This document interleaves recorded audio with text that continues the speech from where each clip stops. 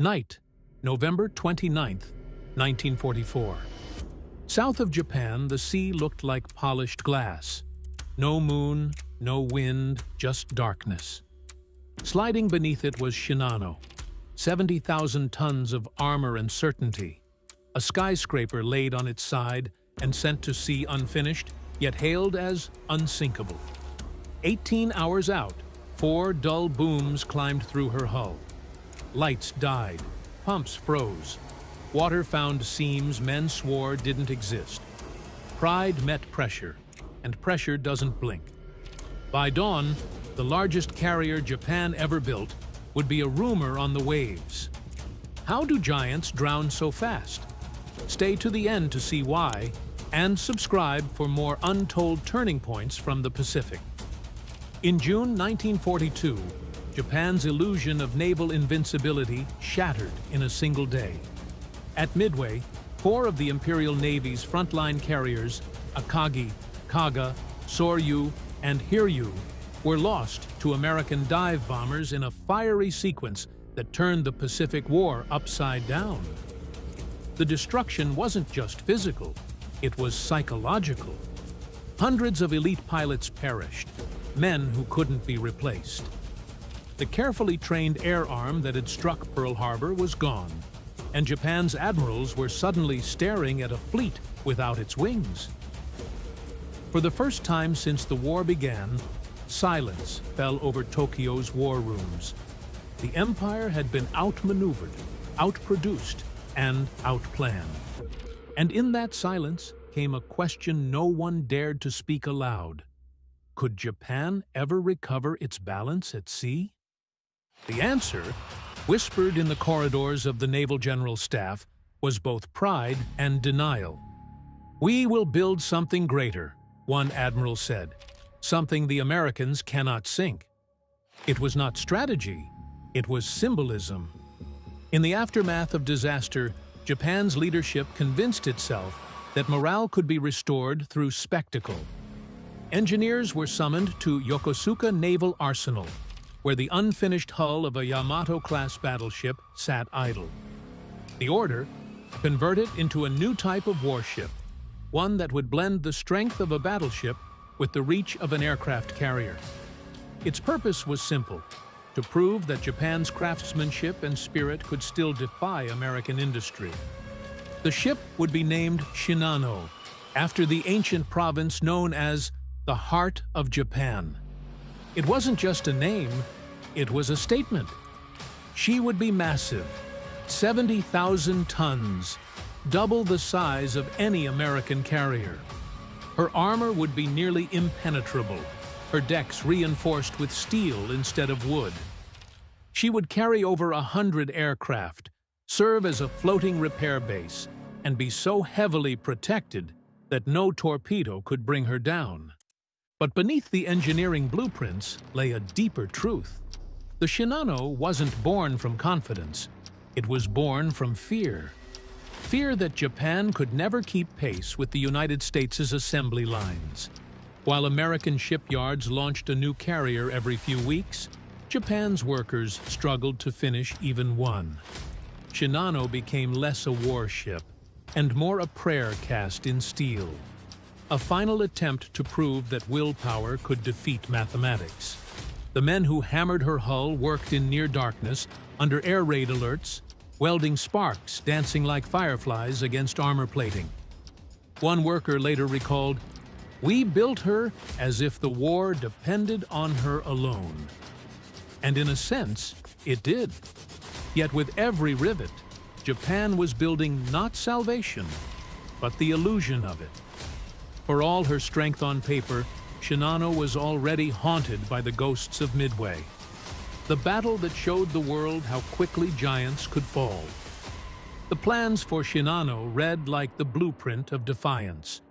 Her hull, repurposed from the unfinished third Yamato-class battleship, was to be an engineering miracle. An aircraft carrier so vast and so armored that no weapon afloat could bring her down. She would measure 872 feet in length, with armor belts up to 7.5 inches thick and a hardened steel flight deck designed to shrug off direct bomb hits.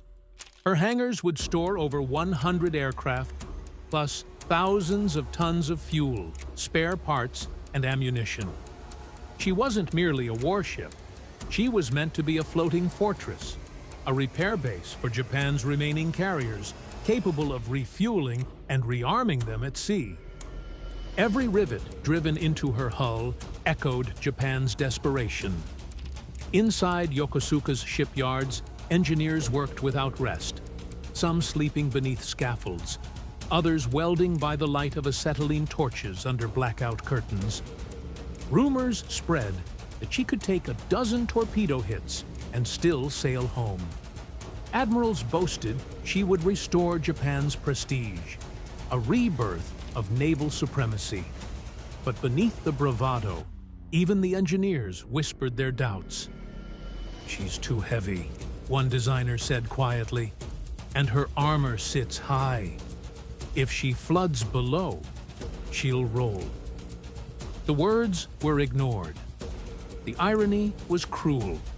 The same armor meant to protect Shinano would also doom her. Her massive weight required compromises.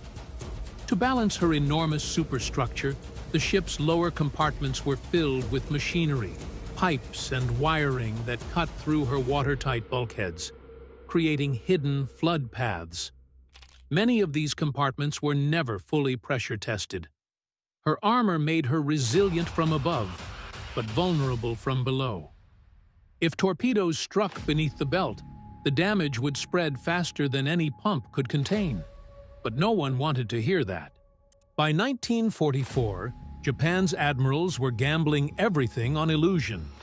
The war had turned into a battle of numbers, and Japan was losing badly. America could replace losses overnight. Japan could not. So the Imperial Navy began to think symbolically. If they could not outproduce the enemy, they would out-inspire them. Shinano became the embodiment of that hope and that delusion. Her construction was rushed at every turn. Welding seams were sealed while still hot, cooling unevenly. Electrical cables were laid hastily, sometimes spliced by hand. Whole sections of the hull remained unfinished when officials ordered the paint applied. Deadlines were political now, not technical. When one inspector warned that the bulkhead doors weren't watertight, he was told, "She's armored. She won't need them." By autumn, Shinano's gleaming hull dominated the docks like a monument. She was awe-inspiring, a symbol of human ambition wrapped in steel. Yet under that armor was a ship that had never completed a single watertight test, never run full-speed trials, and never fired a weapon in anger. She looked indestructible, but the truth ran deeper. Strength without integrity is an illusion, and the Shinano was built on illusion. Her armor made her a myth before she ever touched open water. Soon, that myth would meet reality in the dark waters south of Japan, where a single submarine waited to challenge everything Japan believed about power, protection, and pride. By the fall of 1944, the war had turned into a slow-motion collapse for Japan. The air above Tokyo trembled daily with the drone of B-29 bombers. Oil reserves were vanishing, convoys were being slaughtered in the South China Sea, and even Japan's once mighty navy was running on fumes. The Admiralty knew that the empire could no longer win by tactics or numbers, only by spectacle. The order came down. Shinano must sail, finished or not. In the dry dock at Yokosuka, the world's largest aircraft carrier loomed like an unfinished cathedral. Her hull gleamed under floodlights, her decks still smelling of primer and oil. Inside, cables hung loose, watertight doors were missing handles, and bulkheads remained half-sealed. Crews still hammered, painted, and welded as officers paced the catwalks, urging them to work faster. Many of the shipwrights knew it was madness. One engineer was overheard saying, She's not ready to fight the Americans. She's not even ready to fight the sea. But fear, not reason, steered Japan's decisions. American reconnaissance planes had already photographed Yokosuka, and commanders warned that a single bombing raid could destroy Shinano before she ever left port. To the Naval Ministry, that would be an unbearable humiliation. The solution? Send her to Kure Naval Base for final completion, even if she wasn't ready. The risk of sailing unfinished was considered less shameful than being caught in harbor. At meetings in Tokyo, safety warnings were brushed aside. When an inspector insisted that the carrier's watertight bulkheads had never been tested, an admiral famously replied, "She is armored. She will not need them." Pride had become policy. The Shinano was no longer just a warship. She was propaganda made of steel. To delay her departure was to admit weakness, and weakness was forbidden. On November 28, 1944, the night before departure, Yokosuka was cloaked in blackout. No lights, no signals, no sound except the hiss of torches and the hammering of rivets. Workers moved across her decks like ghosts, sealing gaps with tar and makeshift plates. Some wept quietly as they worked, knowing they were sending an unfinished giant into dangerous seas. "We built her too fast," one said. Another replied, "No, we built her too late." At 6 p.m., the order came. The ship's engines rumbled to life, deep and hesitant, as if the steel itself was reluctant to move. Dock workers gathered along the pier in silence, cigarettes glowing faintly in the dark, watching as 70,000 tons of steel began to glide away. Her escort destroyers, Isokaze, Hamikaze, and Yukikaze, fell into formation behind her, their crews unaware of what they were truly guarding. As the massive hull slid into the open water, her wake shimmered under the moonlight. From shore, she looked invincible.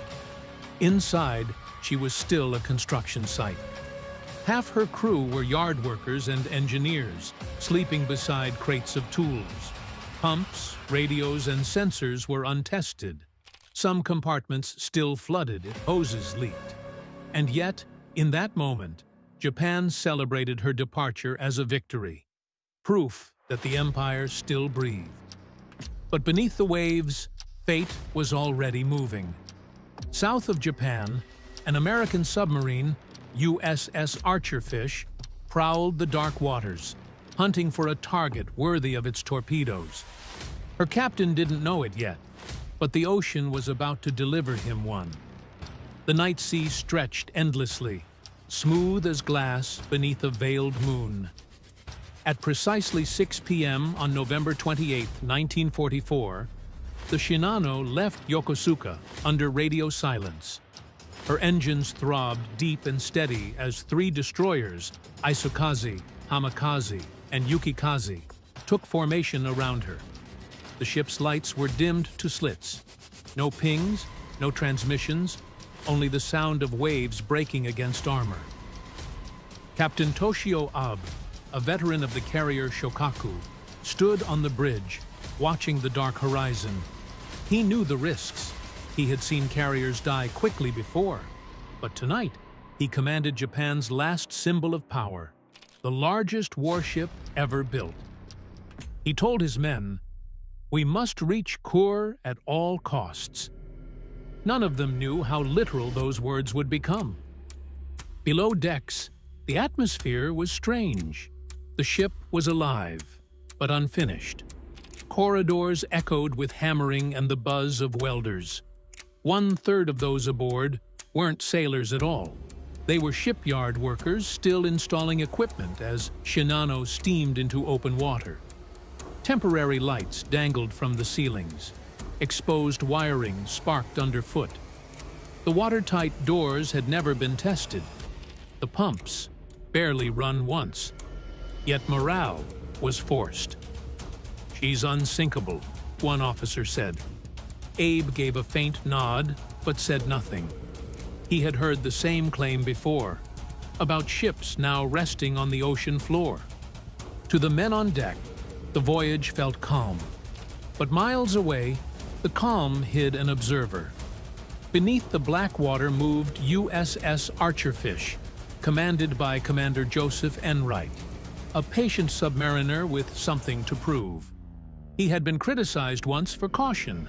This mission was his redemption. At 8:48 p.m., his radar operator spotted a massive echo, fast, steady, enormous. Enright's heart pounded. "That's no convoy," he muttered. "That's something big." Through his periscope, a faint shadow crossed the moonlit horizon, an outline too long for any destroyer. "We've found her," he whispered. For 6 hours, Archerfish shadowed the target at a distance, mirroring every turn.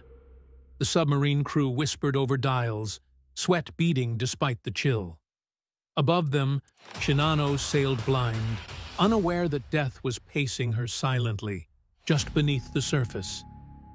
At 3 a.m., after nearly 6 hours of shadowing, Commander Enright knew his moment had come. The target ahead, massive, steady, gliding through the darkness, had turned broadside. The sea was calm, the moon half-shrouded. Through his periscope, Enright saw the impossible. The silhouette stretched beyond the lens's field of view. "That's no tanker," he whispered. "That's a carrier." In the control room of the USS Archerfish, red lights glowed over tense faces. Every sound mattered. The click of a stopwatch, the whisper of bearings, the low hum of the propellers. The sub moved into firing position at 800 yards, a perfect intercept. Enright exhaled once and gave the order. "Stand by. Tubes 1 through 6. Fire." 6 torpedoes shot into the dark, white trails slicing across the black water. The crew held their breath. Then came the count. 30 seconds. 45. And the ocean erupted. 4 detonations boomed in quick succession, deep, thunderous, final. The Archerfish trembled from the shockwave. Men clutched the bulkheads, listening as the reverberations rolled through the hull. Then, silence. No counterattack. No depth charges. Enright stared at the sonar operator. "Any screws?" he asked. "Negative," came the answer. The escorts hadn't reacted. They didn't even know where the attack had come from. 200 feet above, the Shinano reeled like a wounded beast. 4 torpedoes had struck her starboard side below the armored belt, exactly where she was weakest. In the boiler rooms, steel plates buckled. Steam hissed from ruptured pipes. Men were thrown from bunks as alarms blared through half-installed speakers. Captain Abe rushed to the bridge as the ship began listing 5 degrees. "Seal all compartments," he shouted. But the command echoed through dead voice tubes. Many crews never heard it. Pumps whined, then sputtered to silence as seawater shorted their motors. The crew didn't yet know what hit them. Some believed it was an internal explosion. Others thought a mine. The destroyers circling in the dark flashed searchlights, scanning for shadows that weren't there. On the Archerfish, Enright ordered a deep dive to 350 feet. The submarine descended into blackness, running silent. He listened through the hydrophones to the distant groans of twisting steel above. After years of doubt, he had just written his redemption, with 6 torpedoes and 1 perfect shot. Inside the Shinano, chaos erupted. Water rushed through corridors like a living thing, slamming hatches and swallowing compartments faster than damage crews could react. Men shouted over the roar, slipping on oil-slick floors as emergency lights flickered. The ship's great engines still churned, forcing seawater deeper into the wounded hull. Captain Abe gripped the bridge railing and ordered full speed toward the coast. "We reach shallow water before dawn," he barked. His officers obeyed, but the order sealed their fate. The increased speed widened the ruptures, turning leaks into floods. Below decks, the engineers fought a losing battle. The pumps, never fully calibrated, failed within minutes. Sailors formed human chains, hauling planks, mattresses, and tools to plug holes. They worked by lantern light, coughing through steam and smoke. Every patch they made burst under pressure. A petty officer jammed his wrench into a pipe to stem the flow, only to be knocked aside by a burst of scalding water. The compartment filled waist-deep in seconds. "Seal it!" shouted the chief engineer, and the steel door clanged shut, trapping 6 men inside. By 4 a.m., the list had worsened to 10 degrees. Pumps ran manually, men turning hand cranks until their palms bled. The smell of oil, salt, and hot metal hung heavy. In the ammunition holds, seawater hissed against live shells. Sparks from shorted wires flashed along the ceiling like lightning. Above them, the massive flight deck groaned and flexed as the ship twisted under her own weight. The destroyers nearby reported no enemy contact. To them, Shinano still looked stable. Her size made her wounds invisible. They flashed signal lamps. "Are you hit?" The reply came quickly. "Flooding controlled." It was a lie. Below, the damage control officers knew the truth. The carrier was bleeding to death from the inside. At 4:30 a.m., power flickered again. Emergency generators failed, plunging the corridors into darkness. The men could hear the deep metallic moan of the hull bending under stress. Captain Abe stood on the bridge, drenched in sweat, staring into the dark sea ahead. "We will hold," he muttered. But even as he said it, the list increased to 15 degrees. The ocean was winning, and every man aboard could feel it. By 5:30 a.m., the great carrier's agony deepened. The list reached 20 degrees, and water poured through half-sealed bulkheads faster than any crew could fight. Men crawled along tilted decks, gripping handrails slick with oil. Ammunition carts rolled free, crashing into bulkheads. The destroyers flashed frantic signals asking if the flagship needed help, but Captain Abe refused to admit defeat. "We will not shame the Navy," he ordered. He was still chasing the shore he could no longer reach. Below, the reality was brutal. Entire compartments had vanished beneath the rising flood. The engine rooms glowed red with emergency lamps, steam hissing from broken pipes. Sailors sloshed through waist-deep water, passing buckets by hand in a hopeless ritual. One officer begged to flood counterballast tanks to correct the list. Abe hesitated. Every move risked more imbalance. "Hold steady," he said. But steadiness was impossible.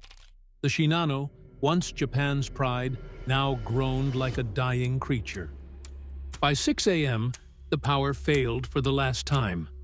The bridge fell silent, lit only by the gray dawn outside. The carrier now leaned at 25 degrees, her deck tilting toward the sea. Abe ordered the destroyers to take on survivors, but few dared approach.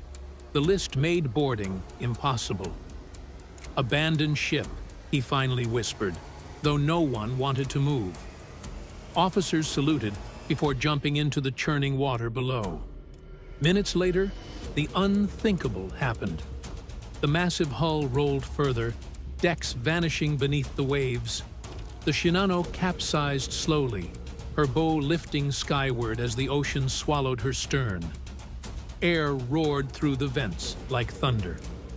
At 10:57 a.m., the unsinkable carrier slipped beneath the surface, taking over 1,400 souls with her. Captain Abe went down with his ship, standing on the bridge as it disappeared. The destroyers circled the bubbling patch of sea where she had vanished, stunned into silence. In less than 7 hours, The largest warship in history had drowned, sunk before she ever saw battle. The sea was calm again by noon, as if nothing had happened. Oil spread across the surface in long rainbow streaks. Wooden planks, life vests, and twisted metal drifted silently on the tide. Survivors clung to debris, their faces blackened with soot and salt, calling weakly for help. The 3 destroyers moved among them, throwing down ropes and nets, pulling men from the freezing water. Many were barefoot, their uniforms torn, their eyes empty. Out of the 2,400 men who had sailed on the Shinano, fewer than 1,100 survived. When the survivors reached Kure Naval Base, they were ordered into isolation. Their clothes were burned, their statements recorded, and their silence demanded. They were told never to speak of the ship again. Not to friends, not to family, not even to other sailors. The Shinano, Japan's greatest symbol of pride, was erased from official records. No public announcement, no newspaper report, not even a whisper reached the Japanese people. To them, she had never existed. Meanwhile, deep beneath the waves, the USS Archerfish slipped away unnoticed. Commander Joseph Enright, unaware of what he had just accomplished, recorded in his log, "Target destroyed. Large tanker or carrier. Probable total loss." He would not learn the truth until after the war ended. Only in 1945, when American intelligence examined captured Japanese archives, did they discover the magnitude of his victory.